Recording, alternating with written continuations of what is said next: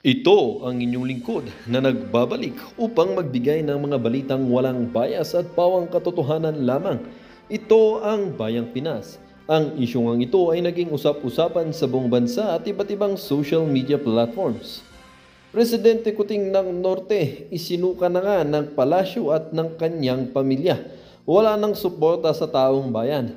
Ito namang si Senator Amy, hindi na raw siya tinuturing na kapamilya nitong si Presidente Kuting. Dito nga natin makikita at mapapatunayan mga kaibigan ng taong bayan at pati na rin umano ang palasyo ay hindi na nga gusto dito sa pamamalakad na ginagawa ni Presidente Kuting kung saan mga kaibigan ay mas lalong pinapahirap niya ang ating bansa. Dahil nga mga kapatid ay itong si Presidente Kuting ay munong nagsimula siya bilang presidente ng ating bansa ay wala na nga talagang pumapasok na mga investors.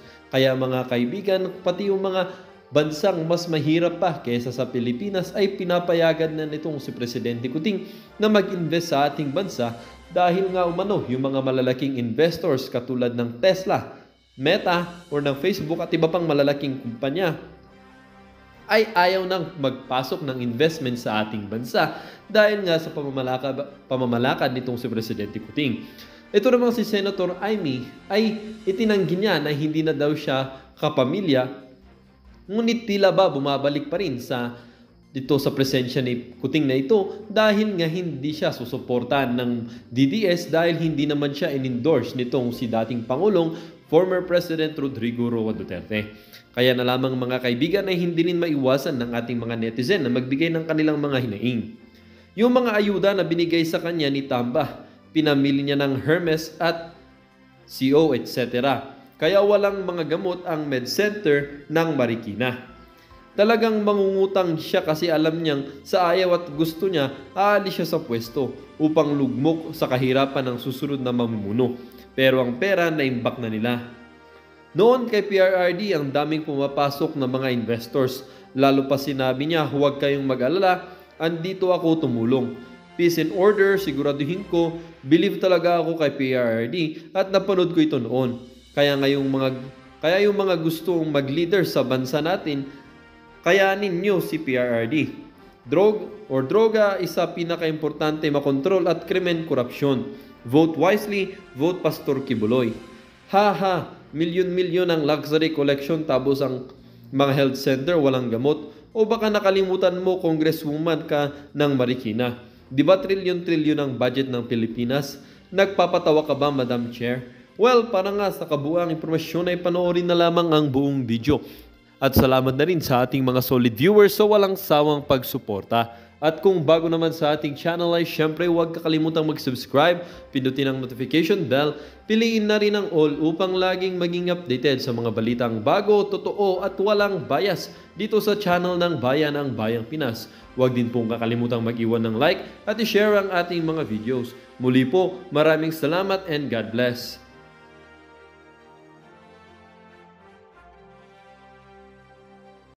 Walang, anong tawag doon? Walang proyekto tayo nakikita na nagmula sa kanya. Palpak yung mga flood control projects. Walang infrastructure. Yan, no? Walang malalaking programa, pero sa utang, hinahabol yung mas malakas pang mangutang kaysa yung may pandemya tayo eh. Bukod pa yung mga binibentang ginto, bukod pa yung mga binibentang ari-arian ng gobyerno. Talagang pagka ito pala ang mga to talaga, no? Sising-sisi talaga tayo eh. Isang termino hindi na po pinagtagal eh. No? Wala pa po silang 3 taon. Pero sukan-sukan na po yung mga tao. Grabe po tong gobyerno. Ang dami pong pinamimigay na pera, ayuda-ayuda, uutang, kukunin yung pera ng PhilHealth, kinukuha lahat ng budget na sobra-sobra. Wala na pong paglagyan ng pondo. Kulang pa rin. Binenta na yung, pinanibitize yung NAIA. Siyempre, nagbayad yung mga yan. Nakasalang ang privatization ng Star City at iba pa. Next year, meron uli. Mas malaki po ang mga ipaprivatize. Benta dito, benta doon. Pati ginto, gold reserves natin, benta din. Walang pumapasok na investors, wala ka nakikitang mga malalaking infrastructure program, panay continuation lang, panay na ponduhan na, naiutang na, may nagpopondo na, yun lang po, tinutuloy. Kaisa-isa po, nagmayabang na yung kaisa-isang proyekto nilang tulay. Kaya talagang, tapos, despite ng lahat ng yan, makikita mo, no? Sari-saring utang. Tapos, eto po, makikita mo yung kanilang pinagawang bahay sa Malacanang. Grabe po, daig pa yung resort, yung mga mamahaling resort. Okay. Isa-isay na po natin. Nakakasama po ng loob. Kaya po yung galit na yan, no? Yung galit po natin na yan, bumawi po tayo sa eleksyon, di ba? Ayan po yung mga iboboto natin, di ba? Yung PDP, si Congressman Marcoleta, si Attorney Vic Rodriguez, si Pastor Kibuloy, si Chavit Singson, may kulang pandalawa. Ito po, sabi po ni Senator Amy Marcos, kung may dalawa kang kaibigan na nag-aaway, anong gagawin mo? Alangan namang gagatungan mo yung isa para labanan mo ng labanan yung isa. Hindi naman ganun. Talagang pipilitin mo na magkaroon ng landas. Magkausap sila, magkaintindihan at magkaunawaan. Grabe, may bala ka na naman ha. May bala ka na namang pagbatiin si BBM at saka si BP Sara. Ha? Hindi mo na mauulitan si BP Sara. Tama na yun. Hanggang doon na lang yun. No? Hindi na po pwede. May kasabihan nga na tayo, ang namamangka sa dalawang ilog. Kasi parang sinasabi niya, independent siya di ba? Ang namamangka sa dalawang ilog, isang salop ang nawala. Mawawalan ka ng boto. Di ba? Kaya po, alam niya Akala niya siguro, kasi sinasabi niya, malapit siya sa Duterte, malapit siya sa Duterte. Akala niya siguro, isa siya sa i-endorse ni Tatay Digong. No? O i-endorse siya ni Sara Duterte. Kaya ang lakas ng loob niya na independent ako. Ha? Bagamat sinama niyo ko riyan sa lineup ni BBM, ako ay mananatiling independent. Yan yung mga pahayag niya, ang tapang, no? Before mag-endorse si Tatay Digong. Ngayong nag-endorse na po si Tatay Digong at hindi siya kasama, aba, iba na po ang tono. Nanliligaw na muli sa mga BBM supporters. Ang namamangka sa dalawang ilog, higit pa sa mabahong isda. Oh. Di ba? Ito po ang sinabi, Senator Amy Marcos, patuloy pa rin siyang sinusuportahan ng kanyang kapatid na si Pangulong Ferdinand Marcos Jr. Sinasabi niya po yan. Pinangangalandakan niya ngayon na patuloy pa rin siyang sinusuportahan ng kanyang kapatid para maipakita sa mga loyalista o sa mga BBM supporter na sinusuportahan pa siya ni Marcos, ni Bongbong. Iba rin, Ha? Kasi nga wala siyang support sa Duterte. Akala niya siguro sa ikalawa, ikatlo, ika-anim na pagkakataon ay kaya niyang paikutin yung mga Duterte. Akala niya siguro kailangan siya ng mga Duterte na masama siya sa lineup. Hindi po. Hindi ka namin isasama sa lineup. Ikaw ang dahilan kung bakit kami nabudol. O hindi mo naman pala kayang panagutan yung kapatid mo. Niligawan mo si BP Sara. Unity and continuity. Nung nanalo na, sipain na si BP Sara. Siraan na yung mga Duterte. Grabe yung pamilya nyo. Mga mangga. Kitang-kita sa yung baba, yung pagiging mangga. No more Marcos, correct. Alam mo, Senator Amy, ang problema niyan, sinama ka nila sa lineup ng BBM, tapos tinanggi mo. Hindi ka sasama, di ba? Hindi raw siya sasama sa mga rally ng 12 ni BBM. Saan ka ngayon pupulutin? Namangka sa dalawang ilog, isang salop ang nawala. Okay. Yan ang problema mo. Hindi namin problema yan. Punta po tayo rito kay Kimbo. Ang tindi ng ano nito ni Kimbo.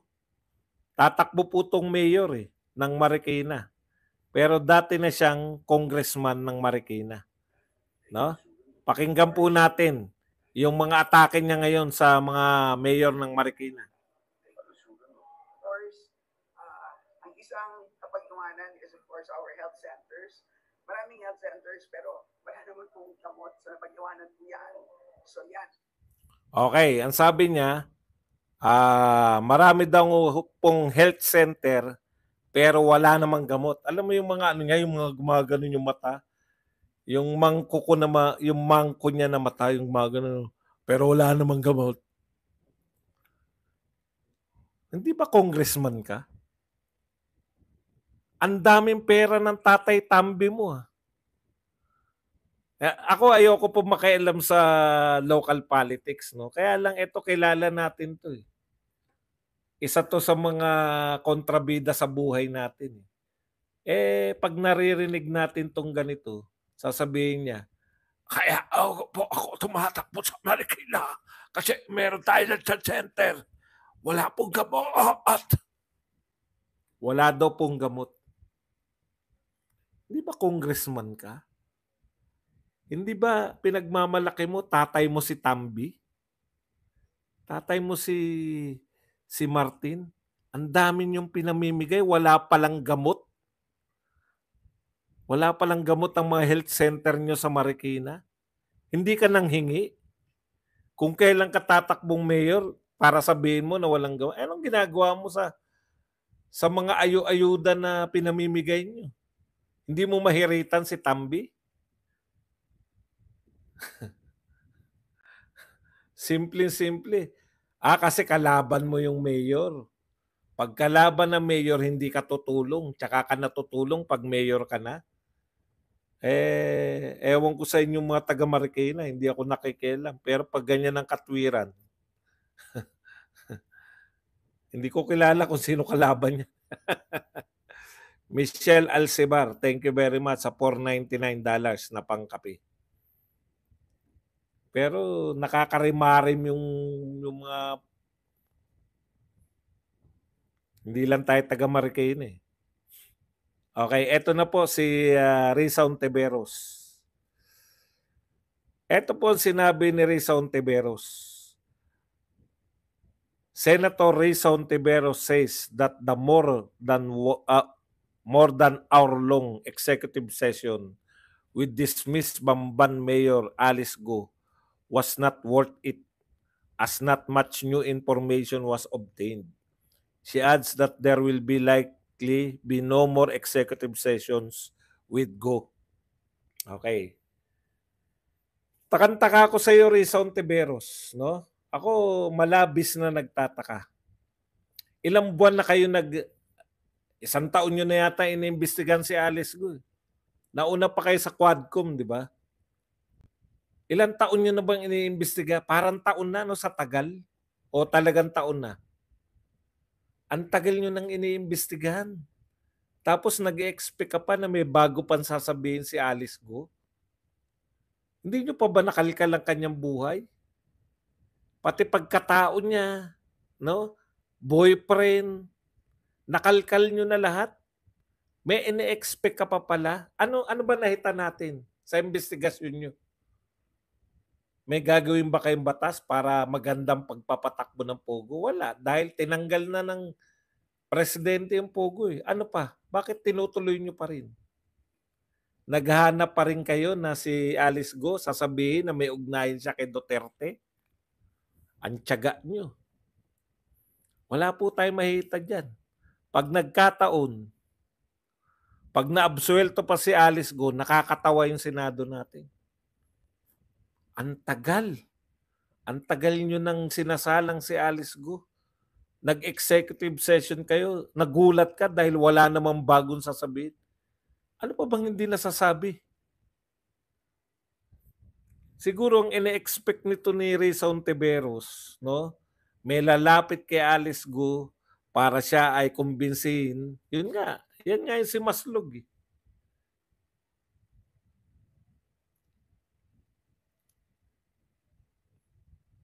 Alam niyo po ba si Maslog kung sino po si Maslog? Si Maslog po, nagkunwaring patay para hindi na po siya maabsuelto na po yung kaso niya. Patay na eh. Tapos nagtago. Tapos ngayon nahuli. O ngayon, ang tanong, bakit nasa Senado si Maslog? No? Dahil tumulong daw siya sa pagkakahuli kay ano? Tumulong daw siya sa pagkakahuli kay Alice Go? Si Maslog? O ano po reaction dyan ng napakagaling na Senate President? No? Dito kay Maslog. Ang sabi po ng napakagaling na Senate President, ito. Asan na ka na ba?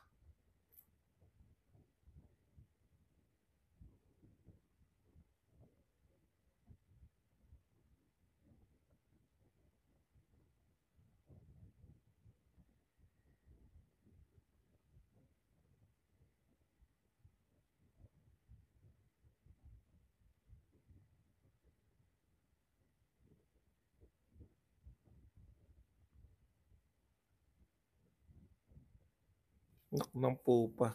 Nagkaburahan yata ng tinokis.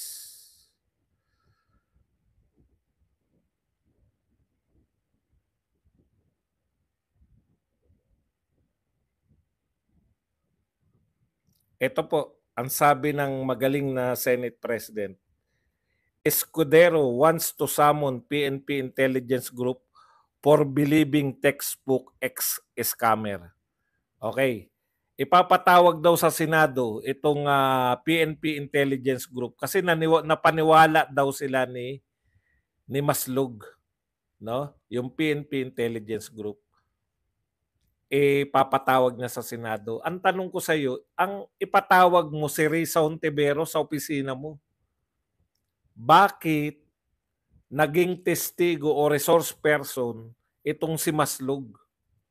Wala bang ideya si Risa Ontiveros? Nung narinig ko tong pangalan Maslog, putya, sabi ko, grabe naman to. Pati sarili, pepekein yung pagkamatay, makaligtas lang sa kaso. Anong uri ng tao yun? Hindi po simpleng scammer yun. No? Kaya niya po yun. Yung scammer, hindi po Eto po talaga, bibihira sa pelikula lang natin naririnig yung ganyan. Pineke yung pagkamatay.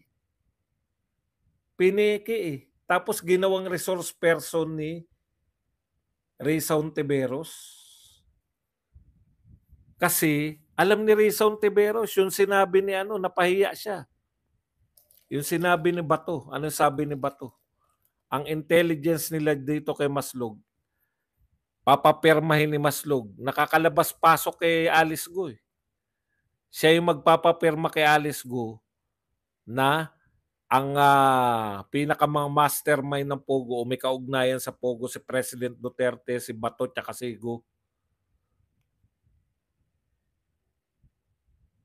Bakit mo gagawing resource person Ontiveros? Kaya nabulol si Ontiveros. Nabulol po siya. Nung tinanong siya, bakit resource person?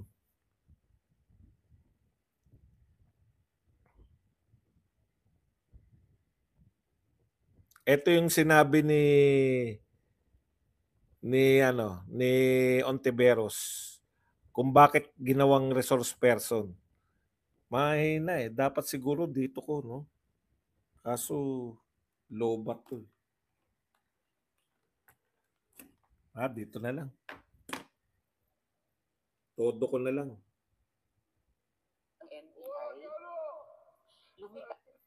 Ma'am, about Mary Ann Maslog. Ito po, may nagtatanong.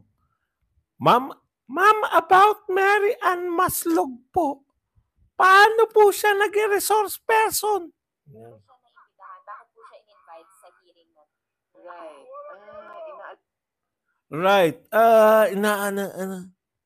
Lalo ko rin, inimbita namin siya bilang resource person dahil soon or right after siya inaresto ng NBI, lumitaw sa sarili niyang mga statements na kilala daw niya si Guo Huaping.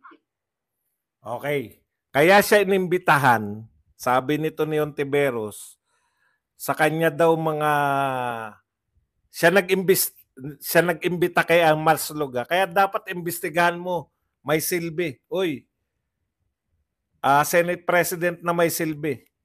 Bukod sa kilay mo mapagmataas, imbitahan mo sa opisina mo si Ontiveros. Bakit gustong-gusto niyang ipahiya yung Senado?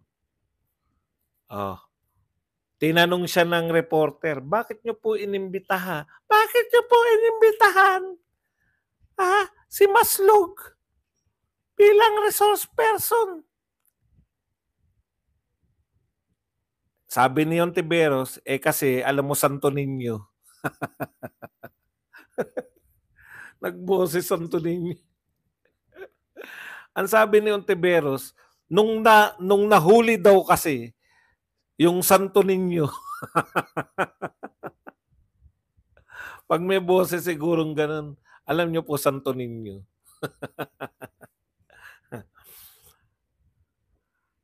Nung nahuli daw si Maslog, sinabi raw ni Maslog sa kanyang mga statement na kakilala niya si Guo Huaping at saka yung mayor na karelasyon daw. Kaya naglaway siguro to. Pucha, imbitahin natin to, kakilala pala. Yun na nga yun eh. Yun na nga yung yun na nga, anong tawag natin yan? Yun na nga yung script nyo eh. Kunwari natuklasan nyo nakakilala. Kakilala nila to, siya ngayon yung magiging susi. Siya ngayon yung mag-uugnay. Si Maslog yung mag-uugnay kay Duterte. Dito kay kita nyo, pati yung alam niya na kagad na inimbitahan. Binutata siya ni Alice Go. Hindi po kami inimbitahan sa Davao ng presidente. Wala pong imbitasyon. Sabi ni Alice Go. Kaisa-isang picture yan. Nagpunta kami ng Davao, hindi na presidente si Tatay Digong. Hindi na pala. Hindi na pala presidente si Tatay Digong yung nagpa-picture sila. Kita mo? Bakit iimbitahin ni Tony Hontiveros? Kasama sa script yan, si Maslog. Siya yung susi para maiugnay na si Duterte dyan sa Pogo. Alam nyo, si Tatay Digong, hindi niya po tinatanggil. Halimbawa, tinanong siya sa war on drugs. Ano ba problema sa war on drugs? Papatayin ko kahit nasa impyerno na, habulin ko para patayin. Kita niyo yung sinasabi. Hindi po siya nagdi-deny. Sasabihin niya, sinabi ba ni Duterte kahit kailan? Wala akong kinalaman sa war on drugs. Pero itong Pogo, wala talaga siyang alam dyan. Hirap na hirap kayo, no? May kasalanan ka, Risa Ontiveros, parte ka ng script. Ikaw nag-imbita dyan. Ikaw yung chairman dyan. Bakit mo imbitahin? In the first place, bakit mo yung bang testigo na pineke ang kanyang kamatayan, makaligtas lang sa kaso, sa tingin mo katiwa-tiwala? Kahit sa ang korte, wala po yan, hindi po yan pagtitiwalaan ng judge. Pineke mo ang mo, wala ka na bang, baka sabihin pa ng, wala na ba kayo bang testigo kung ditong pineke yung kamatayan? Talo na kayo niyan. Hindi ko paniniwalaan lahat ng sasabihin yan. Hindi niyo po ba alam yun? Sinasanay na kasi tayo ng mga to eh. Kahit na ano na lang marinig. Pero sa tunay na korte po, inuuna po ng mga sa depensa, yung abogado ng depensa, patunayan mo muna na itong testigo mo ay walang bahid. Putya, kung yung testigo nyo laban kay Duterte nameke ng kamatayan niya. Yun eh. At ikaw may kasalanan yan, Rizon Tiberos. Ngayon, paano po natin mababawian si Rizon Tiberos? Simple lang po.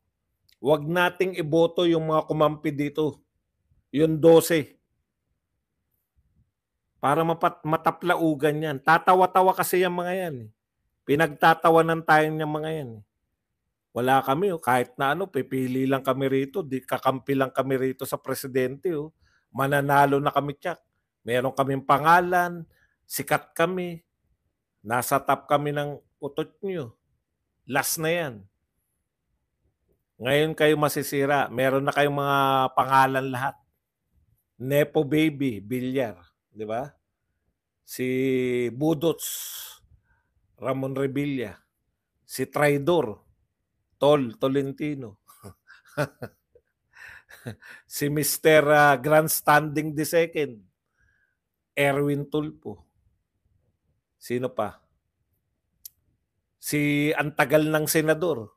Wala naman kadating-dating na. Tito Soto. Sino pa ba? Hindi ko na matandaan yung mga biruin nyo. Ganun kayo kahindi sikat na hindi ko na kayo kilala. Hindi kayo mananalo. Si Pacman. Natawa na lang. Tawa.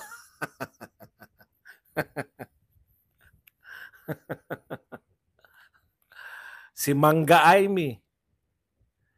Si Lacson na may panukala niyang yung by certification.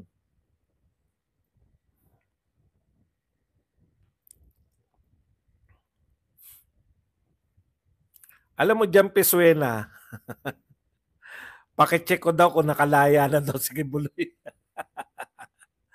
Alam nyo, malaki pong balita yan. Yung nahuli nga, malaking balita eh. Pag pinalaya yan, malaking balita yan. Tignan nyo sa mga balita. Sino ba nagsabi niyan? Balita yan, malaki yan. Paano nakalaya si Pastor Kibuloy nang hindi natin nabalitaan? Yung huhulihin lang, isang katerba eh. Araw-araw binabalita, huhulihin pa lang ha. Yung nahuli na, malaking balita. Ito, nakawala. Ano sabi mo? Ano sabi ni Pesuena?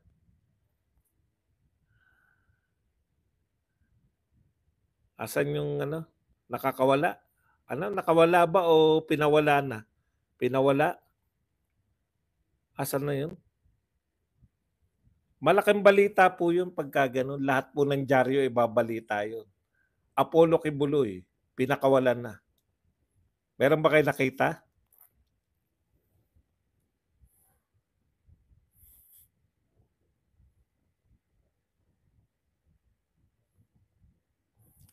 Kahit po ba sino nagbalita Tignan nyo lang po sa dyaryo, marunong naman siguro kayo mag-recheck. Meron naman, wala ba kayong mga ng Inquirer, yung dito rin po sa internet din. Madali lang po mag-research Inquirer.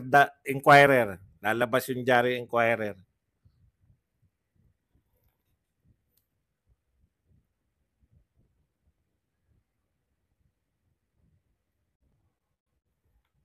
Kaya ang sinasabi ko po, kung totoo po yung balita na pinakawalan o nakawala na, balita po sa lahat ng dyaryo yan.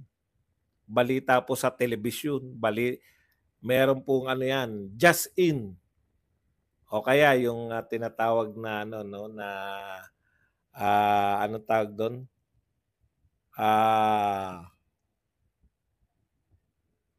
Yung balita, anong tawag doon? Yun na nga. Tyson, thank you very much sa 499 pesos. Pero parang mas maganda po talaga, walang breaking news. Yung breaking news. Nakawala na. Asan ba si Jan Pesuena? Ikaw ang ano ba yung binalita mo nga uli? Breaking news, Sir Badong. Breaking news. Ano yung sinabi ni Jan Pesuena? Mga pauso kasi ito eh. Boss Buds, pa-check po, nakalaya. Nakalaya, hindi. Eto ang tanong niya, nakalaya na daw si Kibuloy. Nakalaya. Sabi ko, pag nakalaya yan, balita yan sa lahat. Kung saan man kayo, Facebook man kayo, YouTube man kayo, o kung saan man kayo, may breaking news niyan. Nakalaya eh. Wala po ako. Ako po, pagbukas po ang aking computer, ang aking laptop, nakabukas po ang mga narito po sa laptop ko, balita, hindi po yung kung ano-ano. Na sinusundan ko po Inquirer, Manila Bulletin, Philippine Star, lahat po. Lahat po 'yan. Kaya pag may pumasok na balita, yung mga breaking news, lahat po 'yan.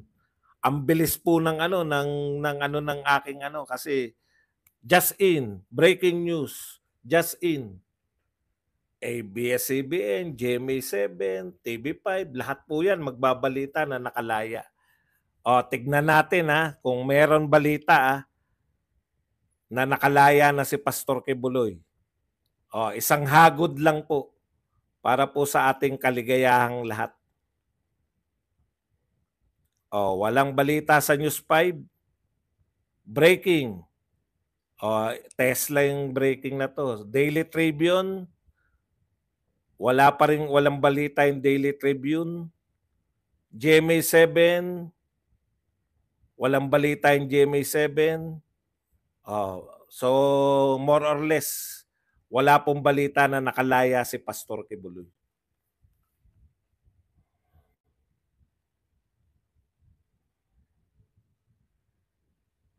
Thank you very much kay Tyson. Okay. Okay na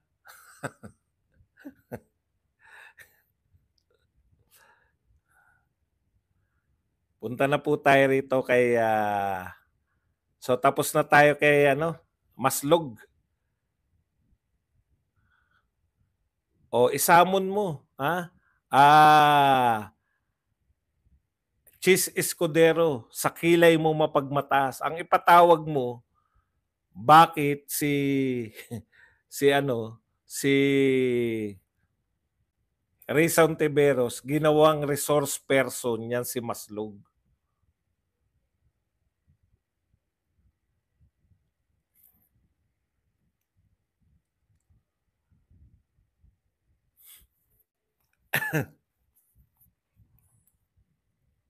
Di maghintay po tayo.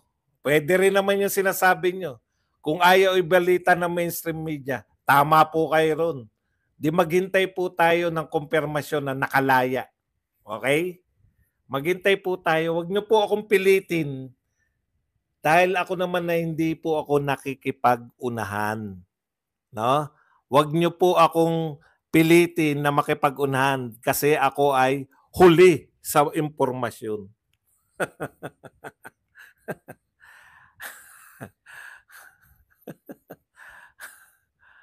Okay. Ito po ang sinabi ni Arlie Dolyaga naman. Sabi ni Inday, 3 Duterte tatakbo para sa Senado.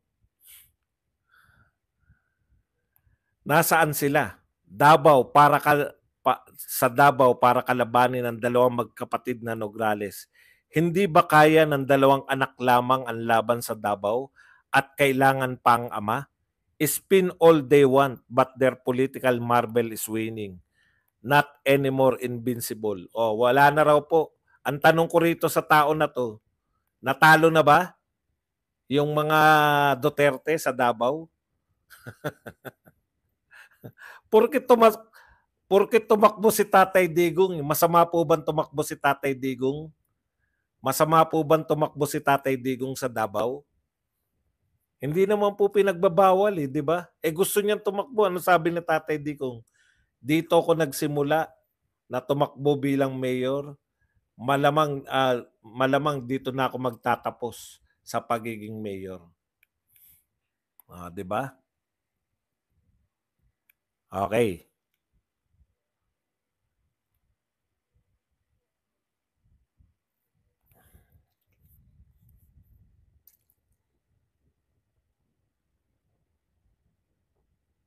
Bigla nagtalo-talo na kayo.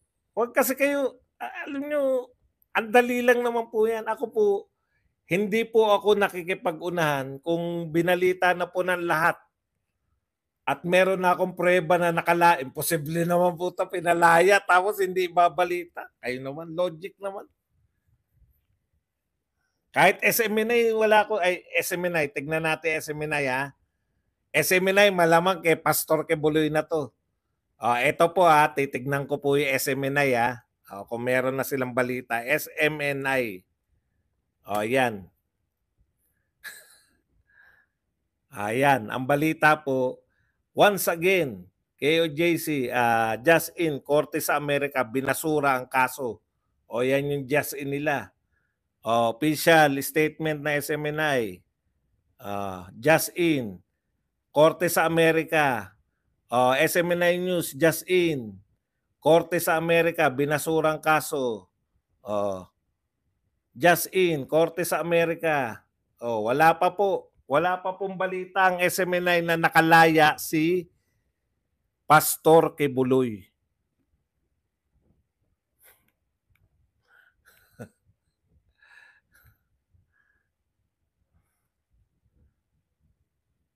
Sana wag niyo na pong ipagpilitan, SMNI na yun.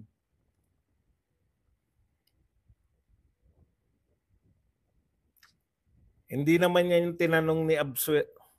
Alam nyo, nililito nyo sarili nyo eh. May nagtanong dito. Hindi ko po sinasagot yung tanong ng iba. Magtanong po kayo para masagot. Ang sabi nito ni Jan Pesuena. Ang sabi po ni Jan Pesuena, no? Eto. Ayan, binago na po niya. Pinawalang sala pala sa US ayon kay Jay Sonsa. Binago na ni Jan Pesuena. Tayo, nagtatalo-talo kayo. Yung pala, binago na. Ayan, no, yung nagtanong, sabi ni Jan Pesuena, Boss Buds, pinawalang sala pala sa US ayon kay Jay Sonsa. Pinawalang sala. Kasi ang tanong niya kanina, nakawala na. Huwag na yung painitin yung mga ulo nyo. Umiinit kayo so wala naman pala. Si Jay Pesuena yung nagtanong. Kaya sinagot natin. Nakalaya na si Pastor Kibuloy ayon kay Jay Sonsa. Hintay na lang po kayo. Kung nakalaya, di magdiwang. Kung hindi nakalaya, di wala lang.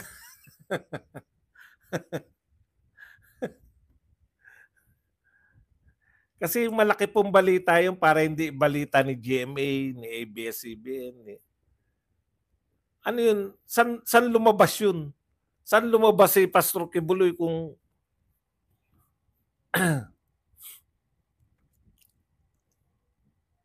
ABS-CBN? Imposible po hindi balita yan. Punta na po tayo rito. BBM Desperado. Nawala tuloy yung balita ko kay BBM. Sana pag nagtanong kayo at sinagot ko, huwag nyo na ipagpilitan. Ako tinanong nyo, siyempre ako sasagot. Kung gusto nyo iba tanongin nyo, dapat tinanong nyo sila kung sigurado na sila.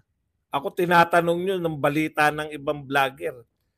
Ano ba naman alam ko dyan sa binalita nila?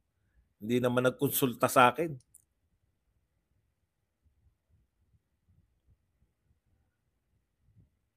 Ito po ang sinabi ni Pangulong Marcos dito po sa mga laos na wala na tuloy. Ayan. Marcos pitches PH as ideal hub for smart sustainable. So sinabi po ni Pangulong Marcos na siya ay magse-salesman na naman. Iniimbitahan niya po yung Laos, mga businessman sa Laos na mag-invest sa Pilipinas. Hindi naman po sa pagano, no? Mas mayaman po tayo, eh. No? Mas mayaman